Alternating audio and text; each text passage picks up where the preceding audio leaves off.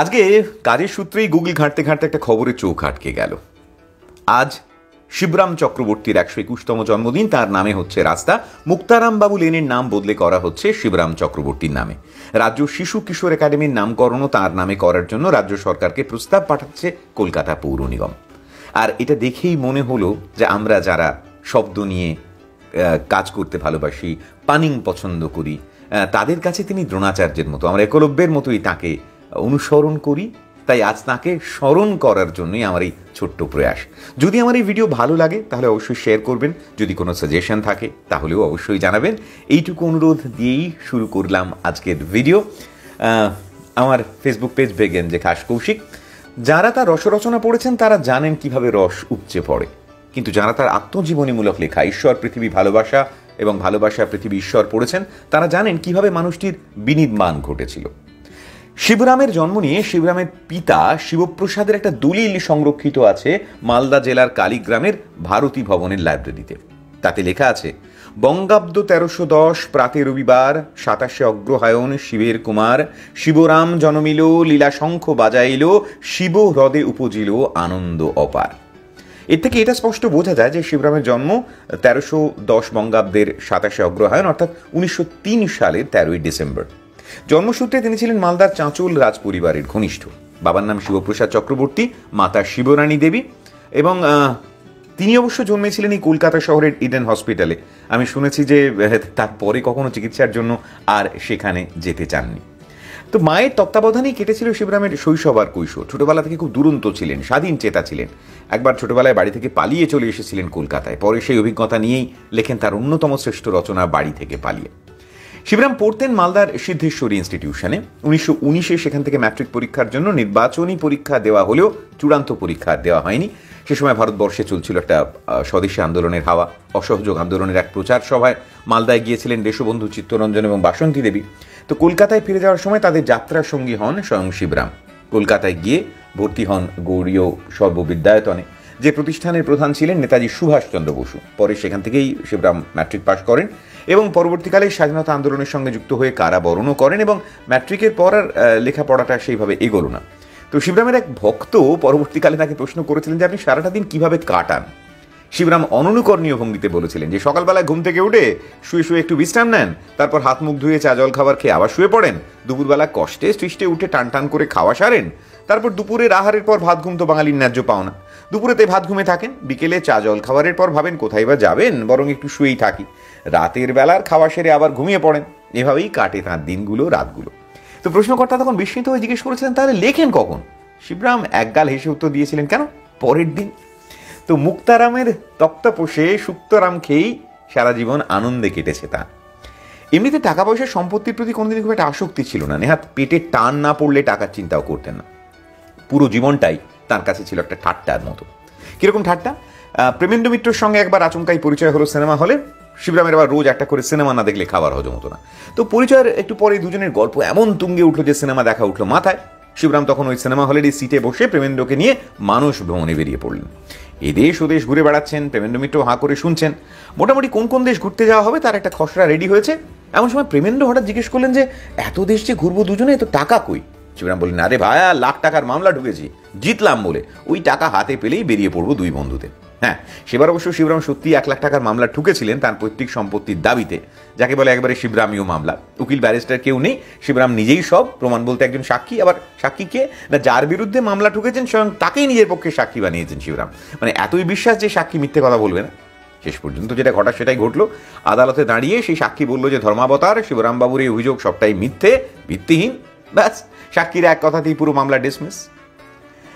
এইরকম একজন মানুষ, তার সঙ্গে কিন্তু কথাশিল্পী শরৎচন্দ্র চট্টোপাধ্যায়ের একটা ভয়ঙ্কর ঘটনা ঘটেছিল, এবং সে কারণে জীবনের শেষ দিন পর্যন্ত নাকি শরৎচন্দ্রকে ক্ষমা করতে পারেননি তিনি। অথচ একসময় এই শরৎচন্দ্রকে ঈশ্বরের মতো শ্রদ্ধা করতেন শিবরাম। নিজের একটা বইয়ের পাণ্ডুলিপিও নিয়ে গিয়েছিলেন শরৎবাবুর কাছে, বলেছিলেন যদি দুটো লাইন লিখে দেন ভূমিকায় তাহলে একটা প্রকাশক জোটে আর কি। তো লিখেও দিয়েছিলেন কথাশিল্পী। তো সেই সম্পর্ক একটা ঘটনায় একেবারে চুরমার হয়ে গেল। ঘটনাটা এরকম, দেনা পাওনা উপন্যাসের নাট্যরূপ দিয়েছিলেন শিবরাম, নাম হয়েছিল ষোড়শী। সকলেই জানেন সে কথা, স্বয়ং লেখকও জানেন। অথচ সেই নাটক যখন ভারতী পত্রিকায় প্রকাশ পেল, সেখানে নাট্যকারের নাম বদলে শরৎচন্দ্রের নাম দেওয়া হলো। আসলে শিবরামের বদলে শরৎবাবুর নাম দিলে পত্রিকা বেশি বিক্রি হবে। তো সম্পাদকের যুক্তিতে চুপ করে থাকলেন শিবরাম। তো সেই নাটকটি আবার নিয়ে গেলেন শিশির কুমার ভাদুড়ী, এবং শিশির কুমার ভাদুড়ী একেবারে যাকে বলে উচ্ছ্বসিত হলেন সেই নাটকটি পড়ে। মানে নাট্যাচার্য বললেন যে এইরকম একটা নাটক যদি না করা যায় তাহলে আর কি করা হলো। তো শুরু হলো শো, প্রায় প্রতিদিনই হাউসফুল। এদিকে তখন দেনার দায় একেবারে জর্জরিত খোদ নাট্যকার শিবরাম। তো নাট্যাচার্যকে বললেন যে শিশিরবাবু, কিছু টাকা পেলে ভালো হতো, নাটকে আমার লভ্যাংশ থেকে যদি কিছু দিতেন। তো নাটকের বেনিফিট শোয়ের দিন শিবরামকে আসতে বলেন শিশির কুমার। তো তিনি গেলেন। শো শেষে সাজঘরে গিয়ে হাত পাততেই শিশির কুমার বললেন যে দেরি করে ফেললেন, আজ টিকিট বিক্রির সব টাকা একটা থলেতে ভরা ছিল, শো শেষ হতেই শরৎবাবু স্বয়ং এসে সাজঘর থেকে সব টাকা নিয়ে চলে গেছে। তো শিবরাম অবাক হয়ে বললেন, সে কি, আপনি বললেন না আমার কথা? তো তখন শিশিরবাবু বললেন যে বলেছিলাম। তো উনি বললেন, শিবরাম টাকা দিয়ে কি করবে, বিয়ে থা করেনি, ছেলেপুলে নেই, ঘর সংসার নেই, টাকার তার কিসের দরকার? তা আমি বললাম তবু। তো উনি বললেন যে না না, ওসব বলে লাভ নেই, ও টাকার ভাগ আমি দিতে যাবো কেন, আমার নামে টিকিট বিক্রি হয়েছে, এই বেনিফিট নাইটের বখরা আমি ওকে দেবো না, বলে একটু তাড়াহুড়ো করেই সেই টাকা নিয়ে তিনি চলে গেলেন। তো শিশির কুমারের কাছে এই কথা শুনে শিবরাম একটু চুপ করে রইলেন। তো মাথা নিচু করে বেরিয়ে আসছেন, এমন সময় শিশির কুমার ডাক দিয়ে বললেন যে একটু দাঁড়ান, বলে চেক বইটা একজনকে আনতে বললেন। এসে বললেন যে অ্যাকাউন্টে কত টাকা আছে। তো সেই লোকটি বলে 120 টাকা। তো উনি বললেন যে শিবরামবাবু, আপনার নামের বানান বলুন। তো শিবরামবাবু বললেন যে আমার নামের বানান জেনে লাভ নেই, আমার তো কোনো ব্যাঙ্ক অ্যাকাউন্টই নেই। তখন উনি বললেন যে 120 টাকারই একটা সেলফ চেক কেটে দিচ্ছি, আর কিছু নেই, বিশ্বাস করুন, থাকলে আমি সেটুকু দিয়ে যেতাম। তো সেই চেক হাতে নিয়ে ক্ষতবিক্ষত মনে ফিরে এসেছিলেন শিবরাম, এবং কথাশিল্পীর প্রতি তাঁর দীর্ঘ শ্রদ্ধা একটা ঘটনায় একেবারে গুঁড়ো গুঁড়ো হয়ে গিয়েছিল। যে শিবরাম কখনো কারোর নিন্দে করেননি, তিনিও দরদি কথাশিল্পীর এই আঘাত ভুলতে পারেননি। আচ্ছা, লেখার প্রসঙ্গ যখন উঠলো তখন বলে রাখি যে আজকের এই গোয়েন্দাগিরির বাজার যখন রমরমা, শিবরাম নিজেও কিন্তু কিছু রম্য গোয়েন্দা কাহিনী লিখেছেন। তার গোয়েন্দার নাম কলকে কাশি, আর চুম্বন বলে তার একটা কবিতা আছে, মানে যেটা একটু ভিন্ন শিবরামকে চেনায়। আচ্ছা, আরেকটা ইন্টারেস্টিং গল্প বলি। একবার এক ধূপকাঠিওয়ালা ছদ্মবেশে দিন দুপুরে চোর ঢুকলো শিবরামের ঘরে। ঘর মানে যেখানে তক্তারামের সুক্তারামকে তিনি থাকতেন, সেই মেসের ঘরে। তো বাইরে গেলে কোনো কালেই ঘরে তালা দেন না, তালা দিয়ে লাভ কি, কিছুই তো নেই ঘরে, শুধু 4 দেওয়ালে অজস্র নাম ঠিকানা আর ফোন নাম্বার লেখা। তো শিবরামের অকাট্য যুক্তি, খাতা হারিয়ে যেতে পারে কিন্তু দেওয়াল তো কখনো হারাবে না। তো চোর ঢুকে গোটা ঘরে তন্ন তন্ন করে খুঁজেও কিছু পেল না, ফিরে গেল। সন্ধ্যেবেলায় শিবরাম ঘরে ঢুকে দেখেন যে জামা কাপড়, লেখার কাগজপত্র, কম্বল, বালিশ সব একেবারে তছনছ, আর তক্তপোষের ওপরে রাখা একটা 10 টাকার নোট এবং এক প্যাকেট ধূপকাঠি আর একটা চিঠি। চিঠিতে লেখা, ভাই তোমার ঘরে চুরি করতে এসে দেখলাম তোমার অবস্থা আমার থেকেও খারাপ, কাজকর্ম বোধহয় কিছুই করো না, তো এই 10টা টাকা রেখে গেলাম, এই টাকায় এই কোম্পানির ধূপকাঠি কিনে ফেরি করে বেরিও, এভাবে কতদিন চলবে, আমার পরামর্শ মেনে চলো, জীবনে উন্নতি করবে। তো ধূপকাঠি ফেরি না করলেও জীবনের প্রথম রোজগার কিন্তু তিনি শুরু করেছিলেন ফেরিওয়ালা হয়ে, খবরের কাগজের ফেরি। গ্রামের বাড়ি থেকে পালিয়ে কলকাতায় এসেছেন, কোথায় থাকবেন, কি করে পেট চলবে জানা নেই। সুতরাং দুবেলা কখনো ভিখিরিদের সঙ্গে পঙ্ক্তি ভোজন, কখনো বা তাদের সঙ্গে ফুটপাথে বা মন্দিরের গায়ে লাইন দিয়ে শোয়ার ব্যবস্থা। হঠাৎ তারই বয়সে একটা ছেলের সঙ্গে পরিচয় হলো। তো সে বললো যে তুমি তো ভদ্রলোকের ছেলে, এভাবে ভিখারিদের সঙ্গে থাকতে পারবে না, তো এক কাজ করো, তুমি আমার মতো খবরের কাগজ ফেরি করো। ব্যাস শুরু হয়ে গেল, কখনো হেদুয়া, কখনো শ্যামবাজার, কখনো বউবাজার, কখনো গোলদিঘি। কিন্তু কাগজ বাঁচাও তো সহজ কাজ নয়, পুরনো ফেরিওয়ালারা নতুনকে ঢুকতে দেবে কেন, তাই বারবার জায়গা বদল। আর সারাদিনে কাগজ বেচে যা কমিশন হাতে আসে তাই দিয়ে রাবড়ি, রসগোল্লা, চপ কাটলেট, আর অবশ্যই সিনেমা, মানে রোজগার রোজগার রোজগারই শেষ। রবিবার স্কুল অফিস বন্ধ, তাই সব ফেরিওয়ালারই সারাদিনে কাগজ বিক্রি হয় না, তাই কাগজ তুলতেও কম। শিবরাম কিন্তু কাগজ তুলে সেদিন সকালে বিক্রির চেষ্টা না করে সন্ধ্যেবেলায় উত্তর কলকাতার একটা সিনেমা হলের সামনে গিয়ে দাঁড়াতেন। রবিবার হাউসফুল, সিনেমা শুরুর আগে পর্যন্ত কেউ কিনতো না, কিন্তু যেই শুরু হতো তার একটু পর থেকেই তীর বেগে নিজের সিট ছেড়ে বাইরে উঠে আসতেন দর্শকরা। তারপর শিবরামের থেকে বাংলা, ইংরেজি, উর্দু যা হোক দুটো কাগজ কিনে আবার ঢুকে যেতেন ভিতরে। আসলে ওই হলের সিটে এত ভয়ঙ্কর ছাড়পোকা ছিল যে কাগজ না পেতে বসার উপায় ছিল না। তো যাই হোক, সব কাগজ বিক্রি হলেও একটা কাগজ কিছুতেই বেচতেন না, নিজের জন্য রাখতেন। আগে থেকেই টিকিট কাটা থাকতো, সব বিক্রি শেষ হলে নিজেই সেই কাগজটা নিয়ে ঢুকে পড়তেন হলে। মানে একেবারে শিবরামীয় বুদ্ধি আর। আসলে এই যে বাউন্ডুলেপনা, এটা তার রক্তে ছিল, তা না হলে রাজ পরিবারের উত্তরাধিকারী হয়ে কেউ সব ছেড়ে ছুড়ে এমন ভবঘুরে জীবন কাটায় বলুন। উত্তরবঙ্গের চাঁচল, সেখানকার রাজা ঈশ্বরগুপ্তের 2 স্ত্রী, সিদ্ধেশ্বরী আর ভূতেশ্বরী। তো রাজা 2 স্ত্রীকেই অপুত্রক অবস্থায় রেখে দেহ রাখলেন। তখন সিদ্ধেশ্বরী দেশের থেকে নিজের বোন বিন্ধেশ্বরীর ছেলে শিবপ্রসাদকে নিয়ে এসে তাকে দত্তক নিলেন। এই শিবপ্রসাদ চক্রবর্তী হলেন শিবরামের বাবা। এবং শিবপ্রসাদ রাজ সম্পত্তির উত্তরাধিকার তো হলেন, কিন্তু তার এসবে কোনো কালই মন ছিল না। সংসারে থেকেও সন্ন্যাসী, জাগতিক সবকিছু দিয়ে একটা অদ্ভুত নির্লিপ্তি। আর মা, তার প্রতি শিবরামের ছিল আজীবনের গভীর ভালোবাসা। তিনিও সারাক্ষণ আধ্যাত্মিক জগতেই থাকতেন। শিবরাম ছোটবেলা থেকেই দেখতেন যে বাড়িতে তার বাবা মা এই দুজনের কেউই লৌকিক জগতে থেকেও নেই। সম্ভবত শিবরামেরও সেটাই হলো, সংসারের প্রতি আর কখনো মায়া জন্মালো না। অল্প বয়সে বাড়ি ছেড়ে বারবার পালাতো কিশোর শিবরাম, কখনো পাহাড়, কখনো সমুদ্র, যখন যেখানে খুশি। পকেটে পয়সা নেই, ট্রেনে চেপে হোক, বাসে করে হোক, মানে যাভাবে খুশি হোক না কেন, যতদিন খুশি কাটিয়ে আবার সে বাড়ি ফিরে আসতো। এবং এই যে অল্প বয়সে কাউকে না জানিয়ে বারবার বাড়ি থেকে পালিয়ে যাওয়া, এতে বাবা মা কিন্তু নির্বিকার। তারা জিজ্ঞাসা করতেন না যে এতদিন কোথায় ছিলিস। মা বিশ্বাস করতেন যে মা দুর্গা সবসময় শিবরামকে রক্ষা করেন। তো এমন পরিবেশে বড় হওয়ার জন্যই হয়তো রাজ সম্পত্তি, সংসার কোনো কিছুতেই তার মায়া জন্মায়নি। তো সেই তিনি দেশবন্ধুর সঙ্গে পালালেন যখন তিনি প্রাইমারি স্কুলে। তো এর আগে একটা কথা বলি, স্কুলে মাস্টারমশাই একবার প্রবন্ধ লিখতে দিলেন, বড় হয়ে কি হতে চাও। ছাত্রদের মধ্যে কেউ লিখলো ডাক্তার, কেউ উকিল, শিবরাম লিখলেন দেশপ্রেমিক হতে চাই। শিক্ষক অবাক। তো স্কুল শেষ এক বন্ধু আড়ালে টেনে নিয়ে গিয়ে বললো, তুই দেশপ্রেমিক হতে চাইলে আমাদের দলে নাম লেখা, আমিও বিপ্লবী, আমার মতো দেশের কাজ করবি। তো শিবরাম এই কথা শুনে যোগ দিলেন বিপ্লবীদের দলে। তো দলে তখন ছোটদের কাজ ছিল একটু অন্যরকম। তখন তারা বিভিন্ন জিনিসপত্র নিয়ে, মানে যার মধ্যে অস্ত্র টস্ত্র আছে, সেগুলো এক জায়গা থেকে অন্য জায়গায় দেওয়া নেওয়া করতো যাতে পুলিশ সন্দেহ না করে। তো একদিন শিবরামের উপর দায়িত্ব পড়লো এক সাহেবকে গুলি করে হত্যা করার, তাও আর এক বিশাল সভার মাঝে। তো পিস্তল এসে গেল, পকেটে পিস্তল নিয়ে দুরু দুরু বুকে শিবরাম পৌঁছলেন সেই সভায়। সাহেবকে গুলি করে মারার পরে নিজেকে মরতে হবে সেটাও তার অজানা নয়, কিন্তু দেশের জন্য মরতে তিনি প্রস্তুত। তো মঞ্চে সেই সাহেব যে উঠেছেন, অমনি দর্শকের আসন থেকে উঠে দাঁড়ালেন শিবরাম। গুলি ছোড়ার জন্য সবে পকেট থেকে পিস্তল বার করতে যাবেন, অমনি মাইকে ঘোষণা করা হলো, শিবরাম চক্রবর্তী মঞ্চে এসো, উদ্বোধনী সঙ্গীত গাইতে হবে। সবার চোখ শিবরামের দিকে, আর উপায় নেই। তাই পকেটে GUN গানের বদলে মঞ্চে উঠে গয়াকার গানই ব্যবহার করতে হলো। পকেটের পিস্তল পকেটেই রয়ে গেল। কিন্তু ওই যে মাথার মধ্যে পোকা ঢুকেছে, দেশের কাজ করতে হবে, তা না হলে জীবন বৃথা।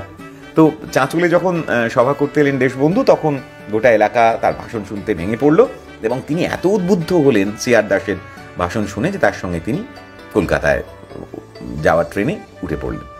তো এখানে এসে তিনি একটা মেসে উঠলেন, যেখানে অল্প বয়সী স্বদেশীরা থাকে, স্কুলে যায়, চরকা কাটে। দেশবন্ধু সব ব্যবস্থা করে দিলেন। তবে সঙ্গে এও বললেন যে শুধু দেশ সেবা করলেই তো হবে না, সঙ্গে পড়াশোনাটাও করতে হবে।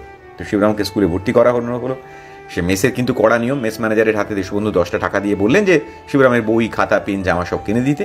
কিন্তু কি করে যেন সেই টাকাটা শিবরামের হাতে চলে এলো, আর তারপর 2 দিনের মধ্যে পুরো টাকা সিনেমা দেখে, চপ কাটলে, রাবড়ি খেয়ে শেষ। তো ম্যানেজার তো চড়া হলেন, বললেন যে কোথায় তোমার বই, খাতা, টাকাই বা কোথায় গেল। শিবরাম তখন সত্যবাদী হয়ে সরল স্বীকারোক্তি করলেন। ম্যানেজার বললেন, তোমাকে আর মেসে থাকতে হবে না, তুমি এখানে থাকলে বাকি ছেলেরা গোল্লায় যাবে। ব্যাস, আবার জেগে সেই শুরু হলো ভবঘুরের জীবন। তো এই স্কুল পাশ করার পরীক্ষাটা অবশ্য দিতে হয়েছিল CR দাসের নির্দেশে, কিন্তু ম্যাট্রিক পাশ দিয়েই আবার পুরোদমে স্বদেশী আন্দোলনে। হাজারে হাজারে ছেলে জেলে যাচ্ছে বন্দে মাতারম বলে। শিবরামের খুব শখ হলো জেলে যাওয়ার, কিন্তু তার ল্যাকপ্যাকে চেহারা থেকে পুলিশ কিছুতেই আর তাকে ধরে না। তো একদিন ধরলো, মানে একরকম তিনি নিজেই ধরা দিলেন।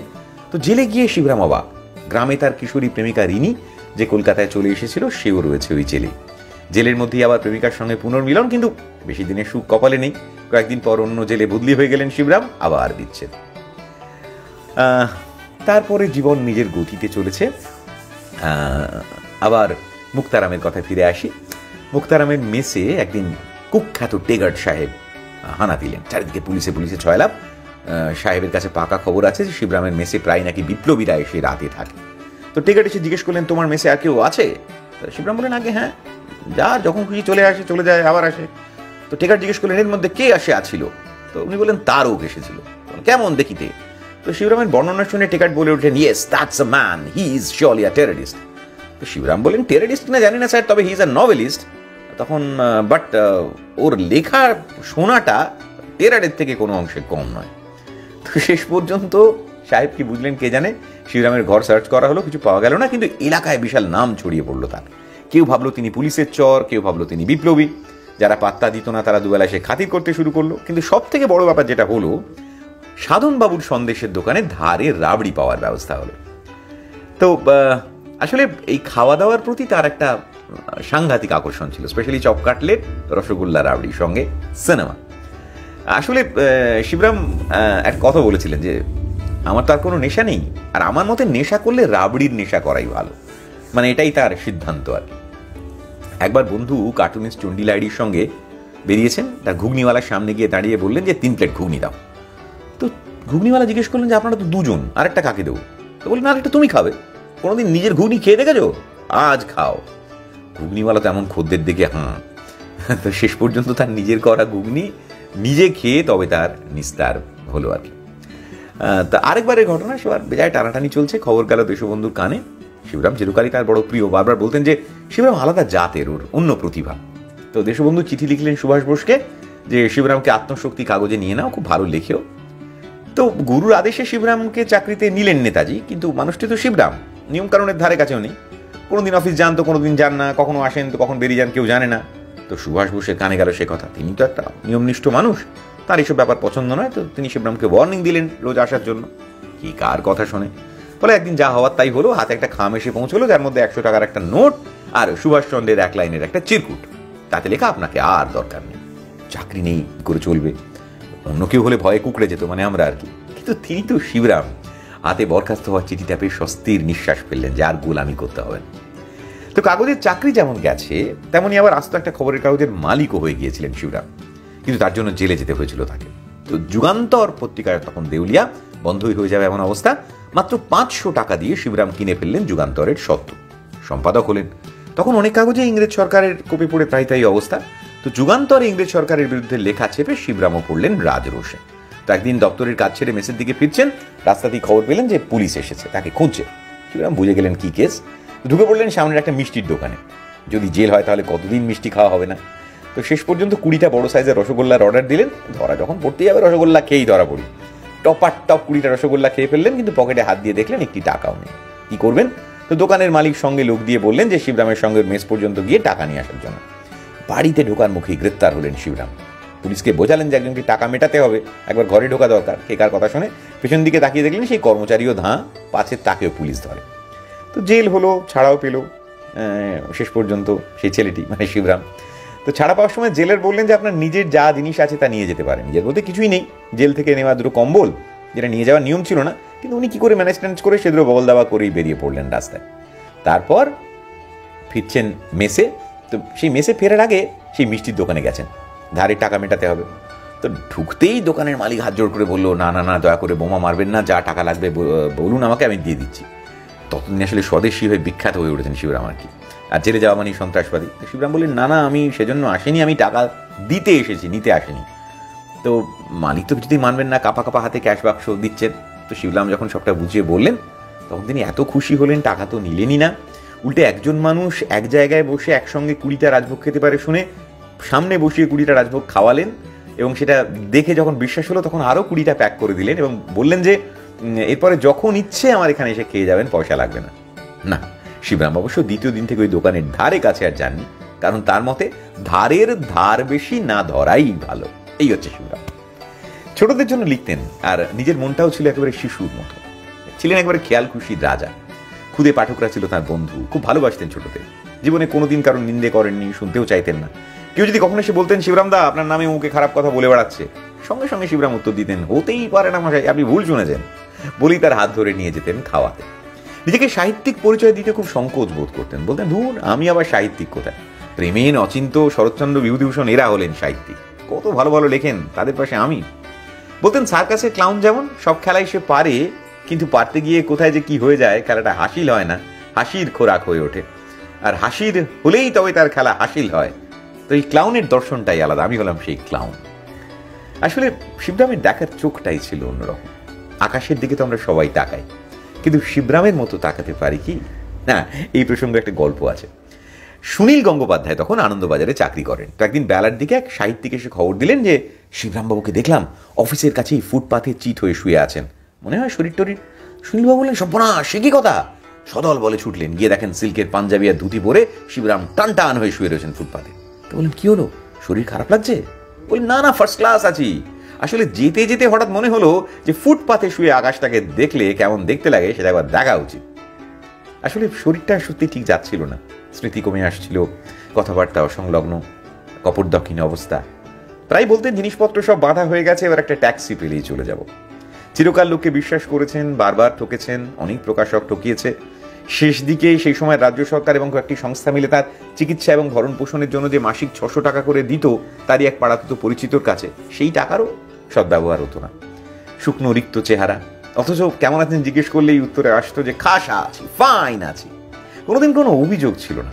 তার মধ্যে আবার একদিন ঘরে চোর ঢুকে শেষ পাঞ্জাবিটাও নিয়ে চলে গেল। গেঞ্জি পরেই থাকতেন, মুখে বলতেন দরকার কি, দিব্যি তো চলে যাচ্ছে গেঞ্জিতে। হঠাৎ কয়েকদিনের প্রবল জ্বর, দুর্বল শরীরে টলতে টলতে বাথরুমে ঢুকে সংজ্ঞা হারালেন। সারা রাত পড়ে রইলেন ওখানে।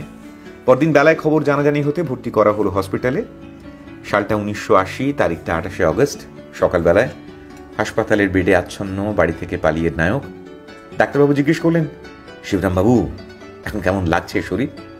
First class. জড়ানো গলায় তখনও একই উত্তর।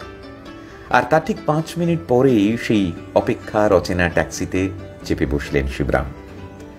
সেই মানুষটি আজ হয়তো তার বড় শরীর নিয়ে আমাদের সঙ্গে নেই, কিন্তু তার অসামান্য রচনাগুলো রয়ে গেছে আমাদের সবার জীবনের সুখাদ্য হিসেবে। আজকে চেষ্টা করব ওর সাহিত্যিক বন্ধু অচিন্ত কুমার সেনগুপ্ত 4টে লাইন দিয়ে। বদলালো না কোনোদিন জীবনের বাসা, একটি ঠিকানা তার, নাম ভালোবাসা। 2 হরি এক শাখে করেছে যে ভর, শিবেতে মঙ্গল সেজে রামেতে সুন্দর। আজকের মতো বিদায়। ভালো থাকবেন, আনন্দে থাকবেন।